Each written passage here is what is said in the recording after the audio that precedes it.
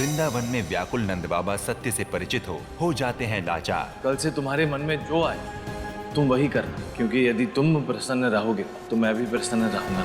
और अपने जीवन उद्देश्य को जान श्री कृष्ण प्रण लेते हैं मामा कंस के वध का। अब वो समय आ गया जब मैं कंस का अंत कर उसके कारागार से अपने मैया बाबा को मुक्त करूंगा।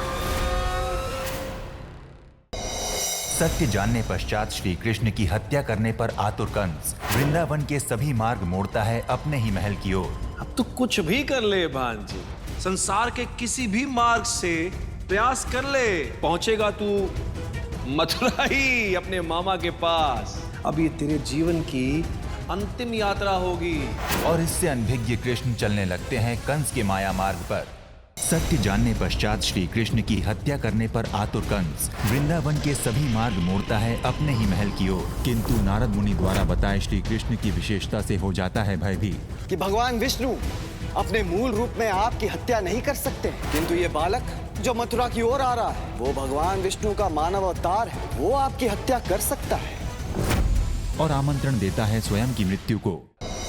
श्री कृष्ण को मृत्यु के घाट पहुंचाने हेतु असुर कंस रचेगा अभेद्य माया जाल। कृष्ण कन्हैया की हत्या उसके हाथों होगी जिसे ये वरदान है कि वो विष्णु के मानव रूप की हत्या करेगा। किसकी बात कर रहे हो? कुवल्यपीड़। और इस असुरी षड्यंत्र से अनभिज्ञ कृष्ण शिक्षा ग्रहण करते हैं ऋषि संदीपनी से, जहां धमकते हैं कंस के असुर। धर्म युद्ध के आह्वान में अब एक तरफ असुर कंस गठजोड़ बनाएगा महाअसुरों से, तथा सर्वप्रथम कंस कालाहारी वन में मिलता है कुवलयापीड़ शापित हाथी से। दूसरी ओर श्री कृष्ण धर्म युद्ध की शिक्षा ग्रहण करेंगे ऋषि संदीपनी से। मुझे ऐसी शिक्षा दीजिए, ऐसा ज्ञान दीजिए जिससे मैं इस संसार से कंस जैसे पापी और असुरी शक्तियों का नाश कर सकूं। भूरा वन के चंगुल में फंसे राम रूपी श्री कृष्ण किस प्रकार सत्य का बोध कराते हैं भूरा वन को।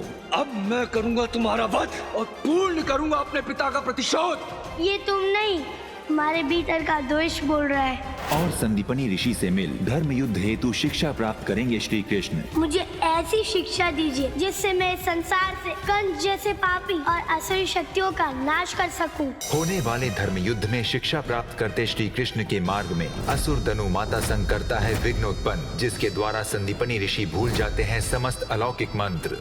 संदीपनी, अब तुम उस कृष्ण को अपनी 16 कलाओं की शिक्षा नहीं दे पाओगे। ऐसे प्रतीत हो रहा है जैसे अपना सारा ज्ञान भूल गया।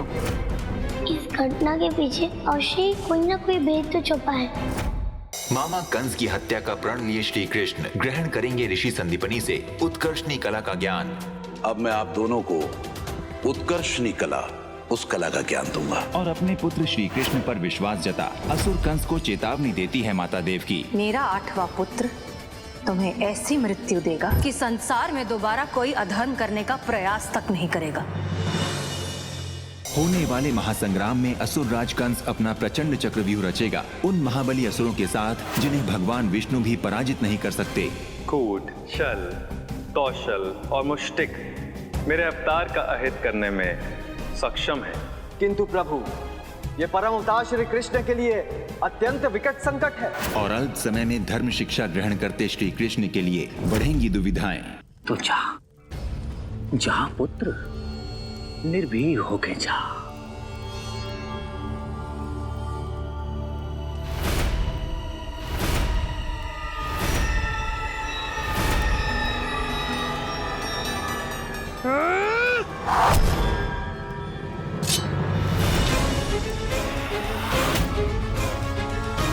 महारानी आप?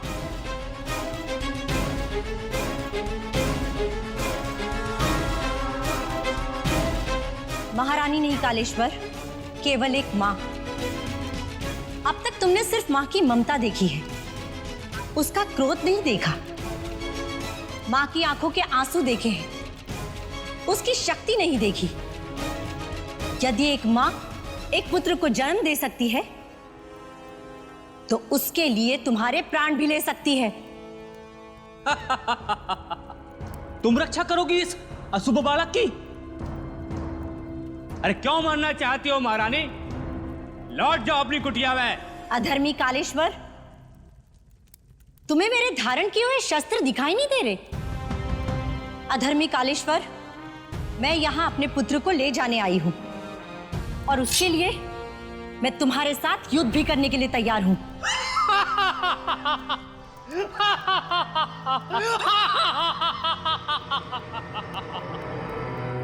तुम करोगी मुझसे युद्ध, वो भी वीर पराक्रमी कालेश्वर से? अधर्म, असत्य और अहंकार चाहे कितनी भी शक्तिशाली क्यों ना हो, जीत सदैव धर्म, सत्य और विवेक की ही होती है। सैनिकों, इस कुपात्र को जन्म देने वाली कुमाता कालेश्वर को धर्म के प्रवचन दे रही है। बंदी बना लो इसे। ठहरो सैनिक।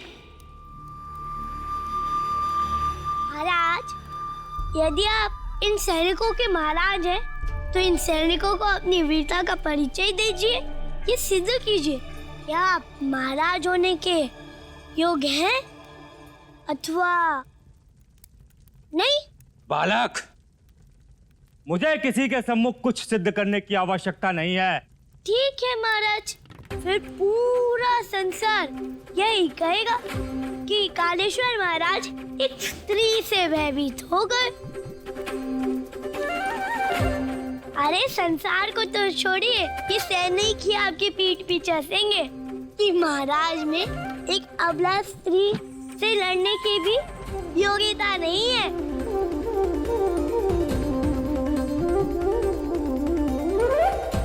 अब क्या देख रहे हो सैनिकों? महाराज में तो बल ही नहीं है, तुम ही पकड़ लो इस स्त्री को। ठहरो। वैसे तो निर्बल स्त्री से युद्ध करना वीर पराक्रमी महाराज कालेश्वर को शोभा नहीं देता, परंतु जब इस अबला ने तय कर लिया है मेरे हाथों मरना, तो यही सही, इसके पुत्र के अंत से पहले मैं इसका अंत करता हूं।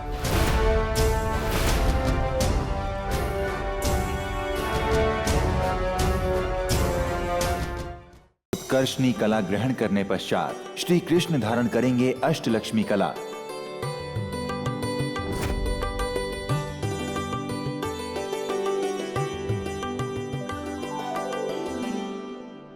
अब तुम सबके प्रतिशोध पूरा करने का समय आ गया है। आप हमें बस ये बताइए कि करना क्या है। उस चक्रधारी के मानव अवतार परम अवतार श्री कृष्ण के साथ मल्ल युद्ध करना है।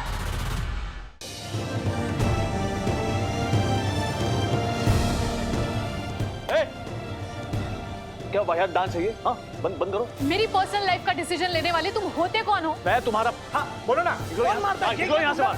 कहा था ना मैंने, कहीं ना कहीं तुम्हारे दिल में मेरे लिए अब भी प्यार है। यही तो देखना चाहती थी मैं। क्या चल रहा है तेरे दिमाग में? उंगुस फुंगुस चल रहा है। तू भी मेरे साथ बोल। अंगुस के पार पंगुस, अंगुस के पार पंगुस, पंगुस के पार मंगुस, पंगुस के पार मंगूस। पिंजरे का जीवन सजा है भारी, पिंजरे का जीवन सजा है भारी। खोल दो ये दरवाजा, सुन लो हमारी। खोल दो दरवाजा, सुन लो हमारी। माधव ठाकुर, आप यहाँ? अनुराधा, दरवाजा खोलो। ये दरवाजा तो जाम हो गया। अनुराधा,